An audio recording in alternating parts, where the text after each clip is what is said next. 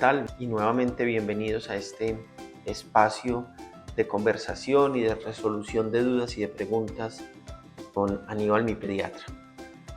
Quiero que hoy hablemos de un tema que es muy importante y por el cual consultan muchas personas que cuidan niños o niñas, bien sea a través de la consulta de atención primaria o a través del servicio de urgencias, y es el estreñimiento. Este es quizás uno de los principales motivos de consulta y también una de las principales preocupaciones de los padres y cuidadores.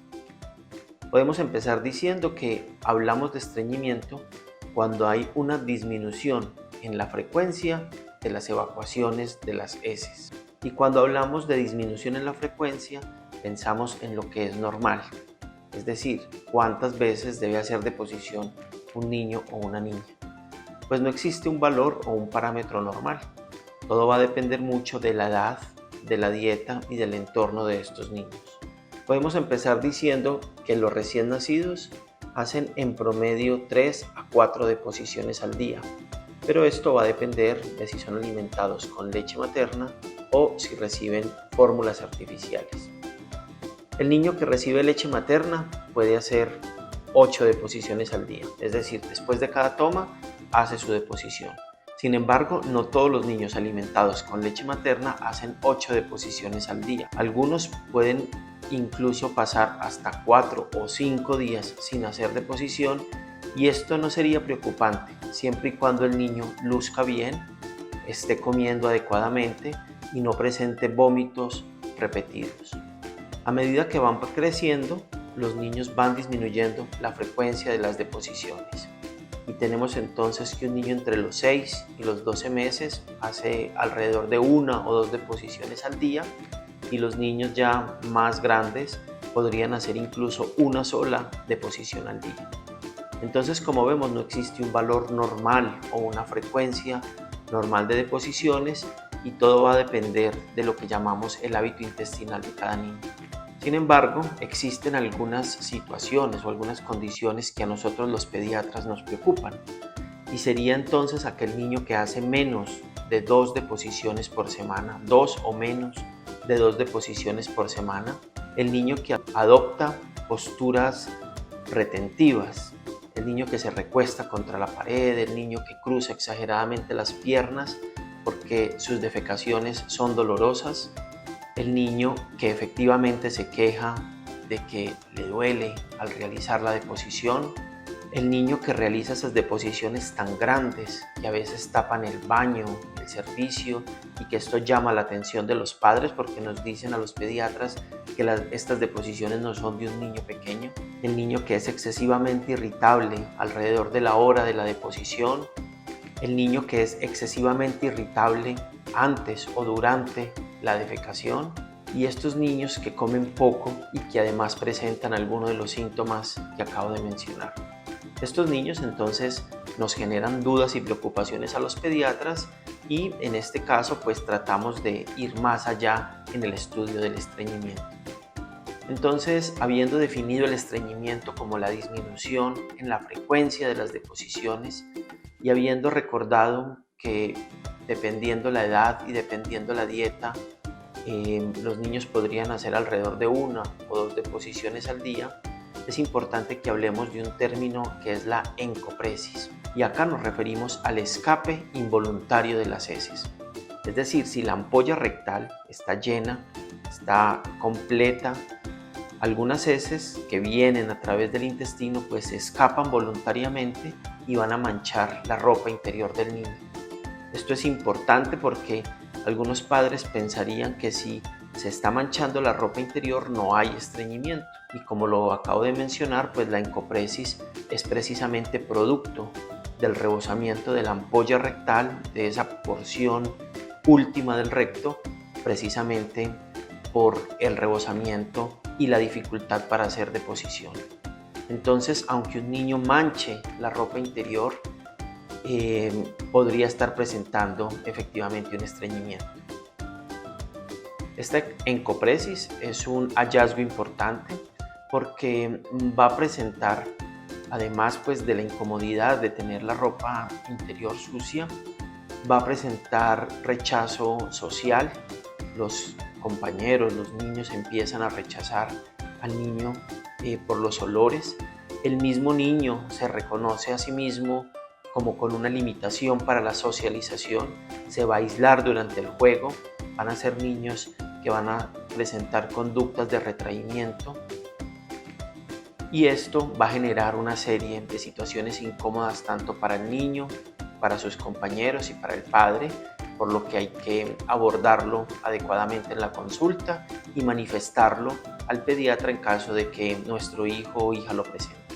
Afortunadamente, de cada 100 niños que presentan estreñimiento, 95 de ellos van a tener una causa funcional, es decir, una situación que se puede abordar con medidas no farmacológicas, es decir, sin medicamentos, y algunas de ellas van a requerir tratamiento. Pero únicamente 5% de los niños con estreñimiento presentan una causa grave, digámoslo así, y esto pues es importante porque a la hora de abordar este motivo de consulta es importante que los padres se tranquilicen y que el pediatra pues pueda transmitir esta tranquilidad a los padres. Dentro de ese grupo grande que les acabo de mencionar del estreñimiento funcional, entonces tenemos por ejemplo la diferencia que hay entre los niños que son alimentados con leche materna y los niños que son alimentados con fórmulas artificiales. Como lo mencioné al inicio de este video, los niños que reciben leche materna pueden hacer incluso 8 deposiciones al día, es decir, después de cada toma hacen su deposición, una razón más para recomendar la lactancia materna. Los niños que reciben fórmulas artificiales, en ocasiones por la misma fórmula o en ocasiones porque los padres no las preparan adecuadamente, pues estos niños pueden presentar dificultad para la defecación.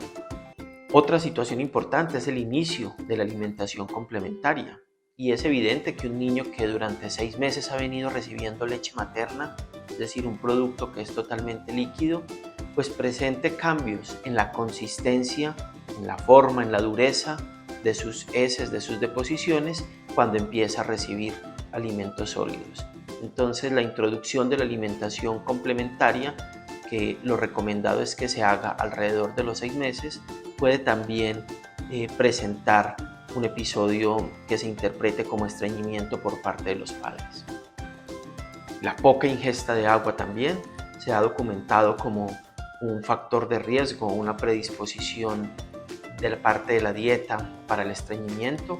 Por lo tanto, debemos, después de los 6 meses, empezar a ofrecer agua durante el día a nuestros hijos e hijas. El ingreso al jardín es un factor importante.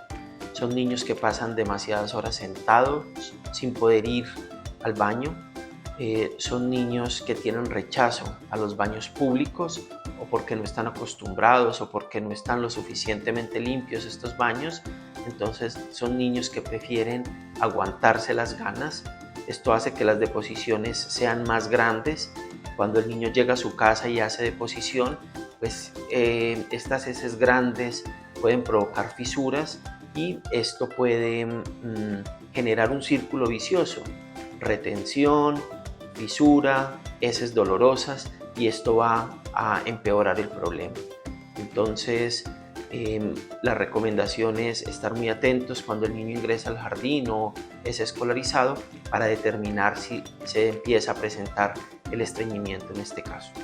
El estrés por algunas situaciones familiares, separaciones de los padres, dificultades económicas, cambio de hogar o incluso el cambio de niñera también pueden facilitar o empeorar esta situación del estreñimiento. Y finalmente mencionar que algunos medicamentos podrían predisponer al estreñimiento y es importante, en primer lugar, como lo he mencionado a lo largo de todos los videos, no automedicar a nuestros niños, pero también mencionarle al pediatra o a nuestro médico de atención primaria si estamos administrando algún medicamento a nuestros hijos para que él determine si esto podría ser una causa del estreñimiento. Entonces, habiendo dicho esto y recordando que el 95% de los casos de estreñimiento son funcionales, podríamos pasar a hablar entonces del 5%, cuándo preocuparnos, cuándo pensar que nuestro hijo pueda tener una enfermedad grave que se esté manifestando con el estreñimiento. Entonces hablemos ahora de los signos de alarma que nos deben hacer pensar que nuestro hijo pueda tener o pueda ser parte de ese 5% de estreñimiento que no es funcional. En primer lugar, los niños que tienen retraso en el peso y en la talla, niños que tienen un estreñimiento crónico, pero además tienen retraso en su peso y en su talla, por lo que es muy importante asistir puntualmente a los controles de crecimiento y desarrollo que nos asigna nuestro pediatra. En segundo lugar, el niño que además del estreñimiento presenta vómitos frecuentes o distensión abdominal importante. Ese estreñimiento que se presenta en los primeros días de vida y que a pesar de que la alimentación es la leche materna, este niño tiene dificultades para hacer deposición, pero además el niño cuya primera deposición, que se conoce como meconio, esa primera deposición que hace después de nacer, se demora 48 horas o más, también debería llevarnos a pensar que podría haber algo a nivel estructural o algo importante que haya que estudiar. Es decir, que si tu hijo se demoró 48 horas después de nacer para hacer su primera deposición, esto también es un factor importante y uno de los signos de alarma. Los niños que tienen antecedentes familiares de enfermedades orgánicas como fibrosis quística, como hipotiroidismo, como estreñimiento crónico de difícil manejo, también deberían ser valorados por su pediatra. Los niños que hacen heces acintadas, es decir, que las deposiciones son como una cinta, también deben ser valorados. Y acá pues tenemos una herramienta que se llama la escala de Bristol, que nos va a permitir comparar las deposiciones con la información que nos dan los padres. Los pacientes que alternan periodos de estreñimiento con periodos de diarrea, es decir, durante unos días hacen estreñimiento y otros días hacen diarrea, y aún más importante si estas deposiciones diarreicas son con sangre o son demasiado oscuras para lo que habitualmente hace el niño. Los pacientes que tienen retraso en el desarrollo psicomotor también deben ser valorados adecuadamente.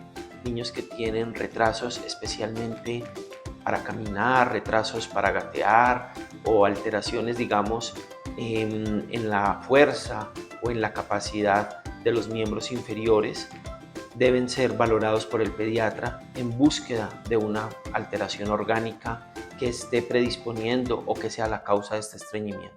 Respecto a los exámenes que se necesitan para un diagnóstico adecuado, pues como lo mencioné, no es necesario realizar muchísimos exámenes en la gran mayoría de los casos.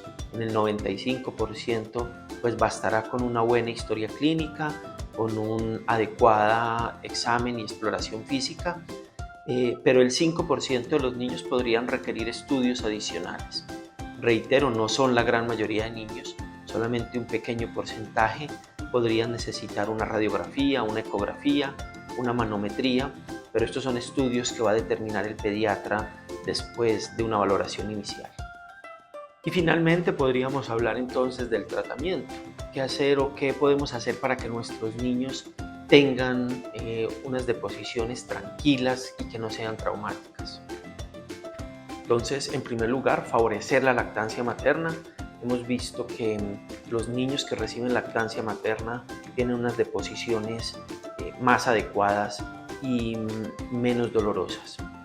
En segundo lugar, favorecer la ingesta de fibra, la alimentación natural por la que siempre hemos tratado de recomendar los pediatras y los médicos de atención primaria es fundamental para mejorar el estreñimiento, dar frutas, verduras de manera regular y de manera permanente en la dieta y evitar todos estos alimentos ultraprocesados, bebidas carbonatadas, productos de empaque que van a empeorar el estreñimiento en nuestros niños y niñas. Favorecer la ingesta de agua después de los 6 meses de edad y durante toda la infancia. Es recomendable enseñar a los niños a beber agua, incluso después de los alimentos importantes, pues la mejor bebida continúa siendo el agua. Se utiliza el término hábito intestinal para referirse a esta costumbre o a esta conducta de acudir al baño, y la palabra hábito pues trae implícita una rutina. Es importante que los niños adquieran una rutina para ir al baño, y esto incluye no llevar celulares ni tablets, tratar de que los pies del niño alcancen adecuadamente el suelo para que su postura sentado sea cómoda, no acosarlos, tratar de que el niño pueda tomar su tiempo para hacerlo adecuadamente, evitar las distracciones o evitar que el niño lleve libros, revistas o, como ya lo mencioné, dispositivos electrónicos al baño. Se podría recomendar que se vaya todos los días a la misma hora para reforzar este hábito. Y finalmente, aprovechar el reflejo gastrocólico que podría estimular la defecación. Este reflejo pues se presenta de forma natural, generalmente después de una comida importante, y algunas personas, por ejemplo, después del almuerzo u otras después de la cena, pues sienten ganas de realizar la defecación, y podría aprovecharse este reflejo para facilitar unas defecaciones fisiológicas, normales y no dolorosas. Es importante también tratar las fisuras anales, que tu médico, tu pediatra, trate de determinar si hay alguna fisura, alguna herida en el ano producto de las defecaciones grandes, para tratarla y de esta manera pues facilitar una defecación tranquila y no dolorosa. Y como última recomendación, pues acudir con tu pediatra o con tu médico de atención primaria, con tu médico general o con la persona que lleva los controles de tu hijo en caso de que se presenten alguno de los signos de alarma que hemos mencionado previamente. Espero que este video haya sido de mucha utilidad. Si te gustó, sígueme, dale click a la campanita, comparte este video con tus familiares y deja los comentarios para poder tener material de próximas entregas. Muchas gracias y nos vemos dentro de 8 días.